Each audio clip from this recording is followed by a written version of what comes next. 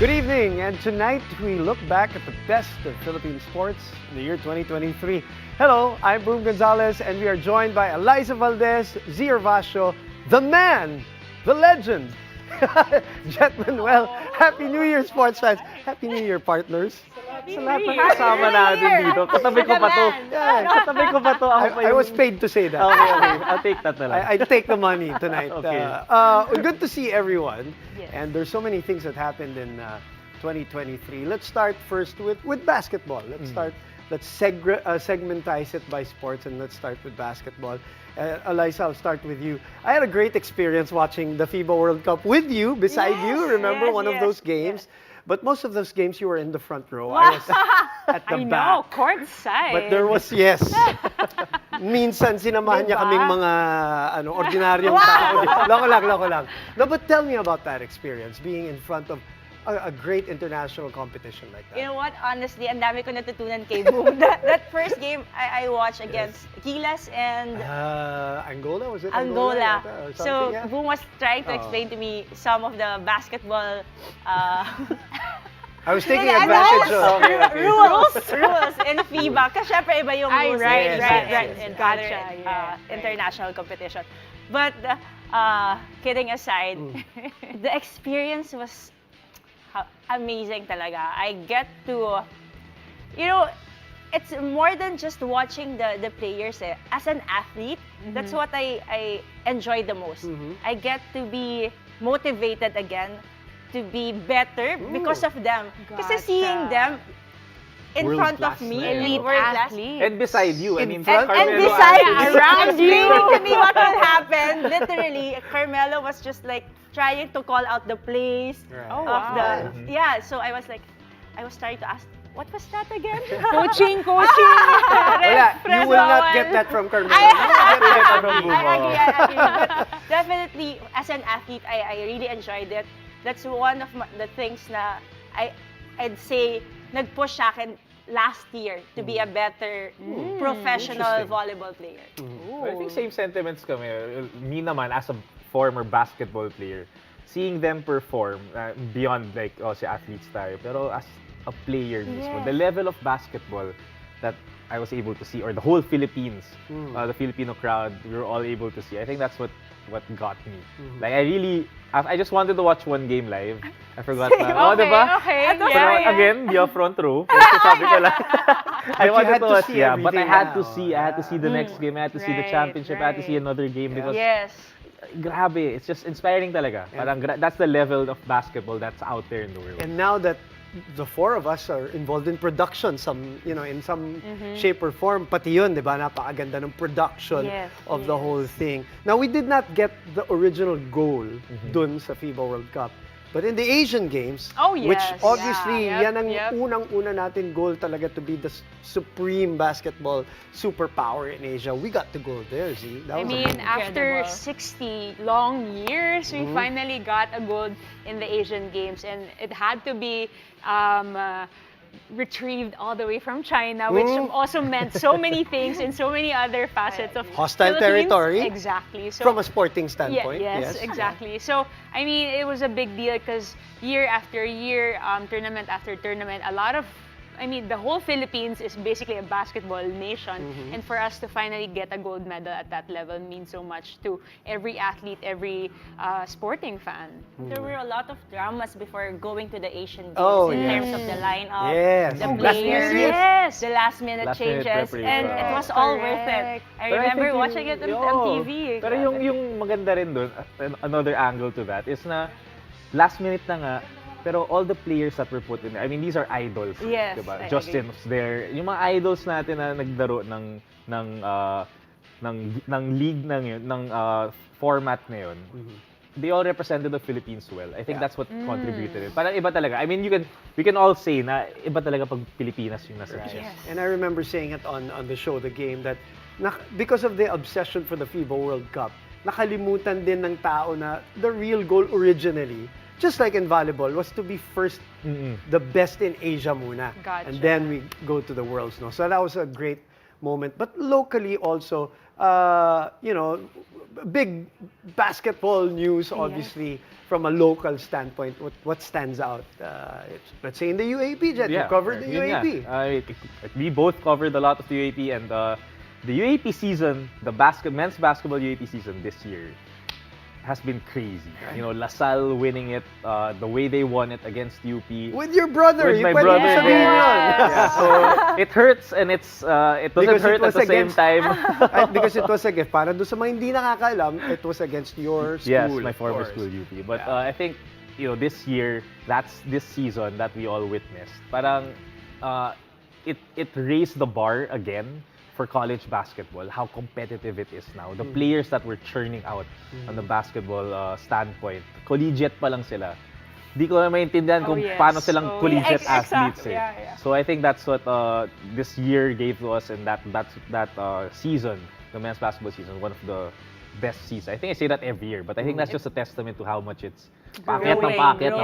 We ended with a record crowd, 25,000 plus. What was an ultimate record at the Araneta Coliseum, di ba? That's always a testament, di ba? Always, Pagka ganun yung crowd.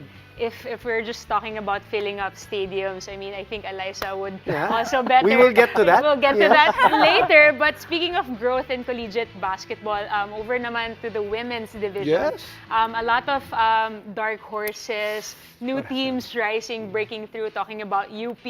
Everybody has been talking about this potentially really strong women's team in the collegiate ranks, but also UST breaking records, breaking the 7-year run of NU. championship run of NU, and finally 17-year drought. Exactly, 17-year drought. And you know, I think it's just a testament of how long it takes for a program to be planted, to wait for it to sprout and to grow and to become really strong. And Coach Heidi Ong taking the reins since 2016. You know, sabi ko rin, Coach Heidi Ong, Ateneo pa yan nung nandun ako. Yeah. But then now, she brought her talent. So, I'm saying, because siya yung nagdala naman nun sa Ateneo noon, but now she's bringing that kind of, you know, care for collegiate athletes and the culture and the system as well naman to UST. Speaking of Coach Heidi and you being the person that you are, Alyssa,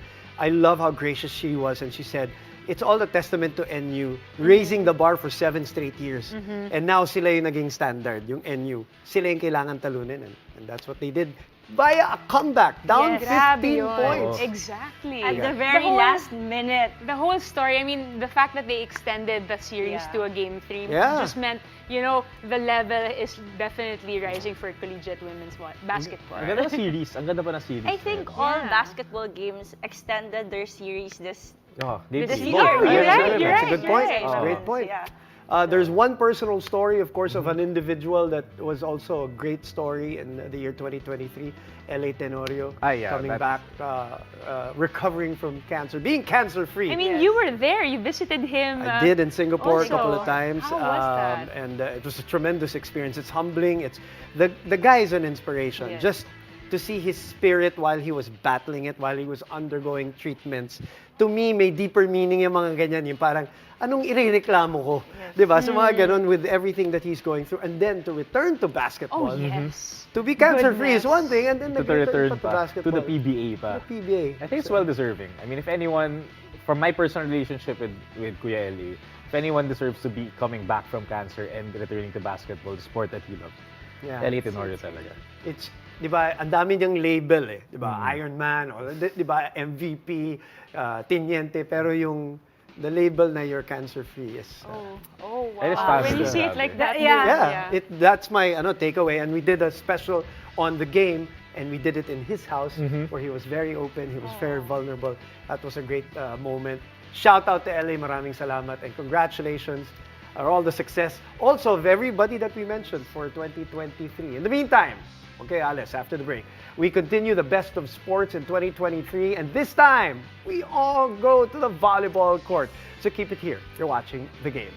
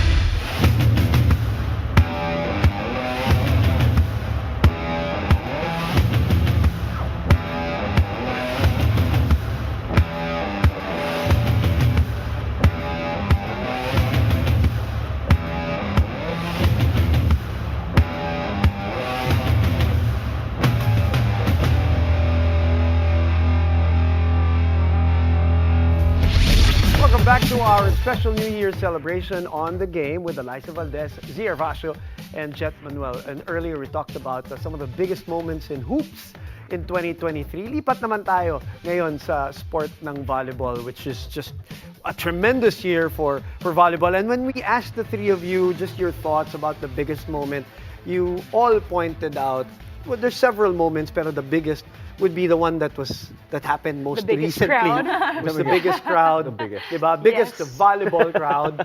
And so I guess we will start with you, Lai, kasi you were part of the biggest and the second biggest.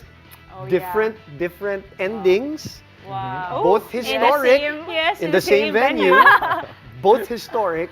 But now, well, what a moment to end the PVL year for you in front of almost 25,000 Wow, what a people. moment Yeah. to end the year with Yeah, a for win volleyball, for yeah. volleyball as well. For And, sure. wow, until now, siguro hindi pa ganun masyado nagsink in kasi I was saying a while ago, it was the longest conference we've had Right. Yes. without some of our key players as well. But seeing the growth of my teammates as well, most especially Kyle Negrito, Oh yeah. she deserves all the love from all the fans and from the 24,000 fans who watch and witness that game. I would say, yeah, one of the sweetest memories I have right now probably is that win in Araneta. Yeah. The And- curse is broken. I'd Yun say, nga eh. First championship ba? Sabi mo, diba? yeah, that's my first championship. in Araneta. I got 1-0 Araneta. I'm kidding. So dami. But that game during the 2016, my final year Yes. for Ateneo, it was really heartbreaking. But I think I had to felt that for this game. To be sweet. extra to be special. Extra Yeah. special. Right. Yeah. Yeah, for sure. Yeah. I mean, I was just asking you kanina during makeup, like, did you know that there was like a bad record for you that you have to break today? Not really bad. It's She really knows. Wala lang yan. Because we were saying na, She knows everything. sabi ko, did someone remind you that day? Kasi what she said was she knows that Araneta has a bad juju. bad juju, but it's not. Pero she did not really know the record. Right, the I guess. record Yeah, itself. yeah. But she just knows that it's a Araneta is topic. a- yes. Diba? It's all always the a time. topic. Yeah. For life, for the sport of volleyball, itong attendance and then itong champion, you witness it personally. Parang ano yung atmosphere nun? And you stepping out on the floor, you see everybody, the support that volleyball has now. Oh, wow. For everyone. Oh, not for just everyone. For you. Oh, wow. Even me. Yeah. Diba? Right, Parang right. naging volleyball fan ako, nanonood ako. Dapat nanood kasi si Jett, siya lang yung kulang dun sa audience. Siya yung Baka natalo kayo. 28,000 Okay na ako. sabi. Okay na ako na hindi na. But honestly speaking, you know what? I really cannot believe that up until now, we thought the height was in the UAAP. Right. But now, Right, even in right. the Pro Volleyball League, we can say that, it's safe to say that Filipinos love volleyball. And we hope and we pray na mas humaba pa yung pagmamahal nila sa volleyball kasabay nung pag-grow din ng sport na volleyball dito sa Philippines. Nabanggit mo na rin lang yung UAP. Let's talk about that right now because minsan nakakalimutan ng tao yan because it was earlier in this year. yes, Diba? yes. And you were part of the UAP. Even you were part of that final sa fan stream. You saw that. And you were also now part of the UAP firsthand. And that LaSalle win over NU after losing last year, not winning a set in Yeah. 4 matches, and then winning this year. What are your thoughts? Quick thoughts on I that mean, now that you mentioned that, parang it was a year of like Parang, no? dethroning kings Yes. and queens in the collegiate ranks. point. Oh, But thank you, Lord. You were safe. Ay, oo nga. But I guess yun din, the growth, if there's growth in basketball that we've shared earlier, I guess it's also the same for volleyball because we might forget also that NU has been defending the championship for quite a while, but you know, being back in the normal post-pandemic situation also, everybody's like toughening up in terms of recruitment, in terms of Yes. program. Like I feel like the Yes. level, Yes. I feel like the level is, you know, it's getting there. I mean, I can just say that my FEU squad is Right. now flying to Thailand. I mean, And you're coming off a that's the great first year, time. by the way. Yes. Mm. Thanks, Right. guys. But yeah, I mean, everybody's just, you know, pouring more effort and focus into developing grassroots level also in sports. Quick thoughts on those two girls on the last 2 years for them, Bella and Angel. Already? Rookie, Guys, you can MVP stay in back the to back. UAP first. Ayaw mo na kalabanin. Ayaw mo na kalabanin kayo. Marami na ako sakit ng ulo. Okay pa kami. You know what? They're really showing everyone what should an MVP like. Yeah, yeah. I guess it's so different in our time. Yeah. Kasi we all know that volleyball is mostly parang spiking, but when you see and when you watch the two of them, Bella and Angel, they can do it all. Yeah. From defense, At receiving. such a young age. Yes, boom. Yeah. I'm just saying. date us. I'm just saying. Some of them kasi, dinidevelop na yung Yes. ibang skills. Correct. Even Third us, year, fourth year, now di ba? we're Yeah, trying yeah. to still develop As and pros. improve Yeah, ourselves in the pro. But sila, at the very young age in the UAAP, they can do Yeah. it all. So, what more? That's why, guys, Reaction enjoy kayo UAAP. dyan. We can't just wait to see them play for the national team talaga. Yeah. And Right, represent right. our country well in the international stage. Pero you guys have to give yourselves credit. No? If you look at the I year as think a Great, whole, great. diba? Yeah, Go, thank Jett. you. Go, Jett. Because you guys set the bar. Yes. Starting, since Ateneo ka pa lang, diba? You guys set the bar on how or what it takes to be a player, a Yeah. great player. Great point. And then now you go to the pros, they're still watching you, diba? They watched the finals, 24,000, whatever. But you guys set the bar and these girls are learning, diba? They're learning. And yun yung maganda sa year na to eh. Yeah. I Actually, guess- pag in-interview mo nga sila, binabanggit yung mga Yeah. ate Ay, nila, yeah. di ba? And I Ate, remember Ate saying Z. this to you And also. Ate Lai. Di ba? I remember saying this to you in one of the shows that we did. This is your influence kasi in sports there are like seminal moments, there are watershed moments, di ba, that happen and that become influential to the young ones. And 10 years from now, we'll probably hear a moment from, oh, that LaSalle finals or that PVL championship that got me into the sport, that got me You're into Alyssa, that right. got me into You're Angel and right. Bella. Those are the things that we might take for granted now, but we'll hear their stories years from now. You know, Boom, kung credit lang din naman pag-uusapan, let's give credit to the media. Yes, I mean, I if agree. not for you guys showing, Hyping us up, sharing our stories, and you know, basically putting it on TV, Right. I don't think there will be little kids who's growing up right now who aspires to be an Alyssa Valdez, you know, kasi We love our jobs. we love our We jobs. love everyone I that mean, works. We love our yes. jobs. We love these stories of the athletes. Exactly. And we can't wait to tell more. But we'll wrap up the best of 2023 in sports with more iconic moments from our favorite athletes. So keep it here. You're watching The Game.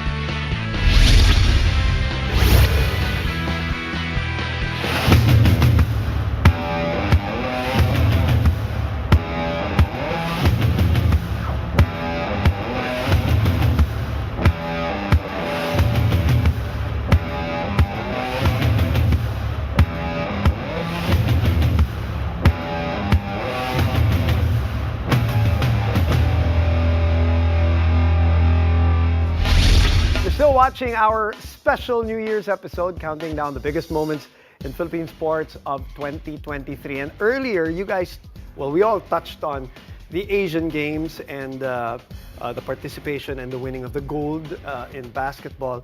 That was not the only sport where we won a gold. Yes. You, I had the chance to interview him twice this year, and you had the chance to sit down with EJ, both of you. EJ Obiena, and what he did not only in the Asian Games, but with the rest of 2023. Oh my, yes. it's just one of the best runs of a Filipino athlete ever. I totally agree, Boom. Yeah. And I guess it was just so nice kasi ganda nung build-up niya going to the Asian Games and knowing na makakapasok din siya sa Olympics Yes. next year. So, and when I was talking to EJ after that Asian Games gold, he was just like chill, and he knew for a fact that he's gonna get that gold. Confident And pa. it's not just about getting the gold. It's about it's really the Knowing. breaking all the records as well, and Oh, making yes. new Oh, records right. for the Philippines. So it's just so nice to talk to great athletes like EJ Obiena. Yeah. For sure. And, basically sitting down, knowing his story. Yeah, what was I that remember, like? Athlete to athlete I kayo, know. conversation din Yeah, kayo, right? I guess like what Alyssa said earlier, it's so inspiring to, rub elbows Yes. with elite athletes, knowing how much extra they go for every little thing that they do. Yung nutrition extra strict, stuff like that. And what it takes. What it takes basically to be an EJ Obiena. And I guess it's also what I learned about that interview is how it really takes a village. Even if he's an individual athlete, In an individual sport. there is individual sport. Yeah, it still takes a whole team for someone to be on top like EJ Obiena. I think, pero like for me, I think seeing him and this whole year that he's Yes. accomplished, parang Crazy. it's like you're witnessing a man single-handedly put the Philippines on the map in a sport that we're not familiar with. Yes. I think yun yung highlight niya for this year Right. for me. It's Right. like I'm so inspired by how he did it and what he's been doing, how he's carrying himself, chill lang siya. di ba? Mga Super. ganun. I think about some of the things Putting that that pole vaulting. he achieved. So the Asian Games gold, that's the first gold in 37 years. It's the first time in 29 years that a Filipino medaled in athletics. Yung in athletics, we're talking about Athletics, athletics, 37 and 29. And Asian, looked easy for him. It started with the SEA Games SEA also, the Games. gold. Yeah, But yep. January pa lang, I Oh. think he's been getting golds also. Yes. And then, number 2, silver in the Silver, Worlds. yeah. And then yung 6-meter club. And he was very Oh, proud of that goodness, in my interview with him. He yes. said, because the Asian gold can be taken away, can be broken, some records can be broken. But the But now the 6-meter 6-meter, club, first yeah. Asian, first Filipino, cannot be taken away. Yes. His mindset, his focus, and he's an inspiration. Yeah, It's just And he's like really emphasizing lagi on all his interviews. I noticed he's mentioning or putting the Philippines Always. on the back. Always. It's inspiration niya. Yun talaga yung the country. Now, I said it's one of the best individual runs. One of the best team runs Yes. will be our Filipinas. And that national team that galvanized the country and won a World Cup match for the very first time. Again, grabe, kinikilaban. Tell us your thoughts on that. I mean, I guess remember a year ago, I was sitting here also doing a recap for Philippine sports in general, and we highlighted the fact that I think it has been a year of women, and because the Filipinas made it to the World Cup, and then a year after they did, and then they won pa a game. So I feel like that's a huge deal for for Philippine sports. I remember that game. We had the game also. You did, So, sabay. After Sabay yun, that I game, remember. everyone was like, Watching. "Oh, what happened? Did they score? Right, Did they right. had? Yeah, Grabe. they That was won. insane. I think everyone in the Philippines really reminded that one of our best sports as well is football. Yeah. Even Yep, in the men's team, we had that run also, and we hope na mas tumagal tong run na to for the Philippines. Yeah, you're talking about the Ascals run in Yes. the 2010s, Yes. diba, but no, men or women, Yes. achieved what the they World Cup, did. yeah. This was incredible. I think, siguro ako naman yung post, diba? Sila during. I was here with our number one football fan, Siya Paolo. naman yung court Di ba? rubbing elbows. Oo, Yeah. naiyak na siya, pero Oh my in-interview God. pa namin yung mga Filipinas na Correct. nandito. You know, seeing them and witnessing them and how they celebrate, parang wala kaming gustong gawin dito kundi celebrate with them. Right. Because they really achieved history, and I think the whole nation. Ako personally, naging Filipinas football fan ako Yes. because of that. How can you not? Diba? Exactly. That's what they did this year with what they accomplished. And that's what I mean when I say that yung effect minsan mararamdaman mo yan 10 years from now. Maybe some girl Yep. or boy Yep. watched Yep. that match and said, I want to play football. Yes, That's the sport that I want to play. exactly. Yes. And when he gets interviewed 10 years from now, he will remember that World Cup match. And Oh, God. just think about it in, as hosts, the context. New Zealand, it took them 6 attempts to win a match in the World Cup. 6. That was our first time, and we beat them on the first try. So, and we hope na, as in anything in sports, volleyball, basketball, or anything, na it builds onto Yes. something, that it is not a one-time thing, because obviously football is not the most popular here, especially women's Women's, yes. football, and hopefully that will change after this whole ride that they took us. They took us all for a Everybody, ride. yeah. Yes. Everyone really made time to support the Filipinas. Yeah, and speaking of time, thanks for making time, guys. It was Wow, an thank incredible you. ride. 2023 was an incredible sports ride. So there you have it. So some of the most iconic moments in Philippine sports this 2023. Here's to looking ahead to more of them in 2024, featuring these people. On behalf of my partners, Alyssa Valdez, Gervacio, and the legend, Jett Manuel. It's on the script, sorry. This has been The Game. My name is Boom Gonzalez. Happy New Year.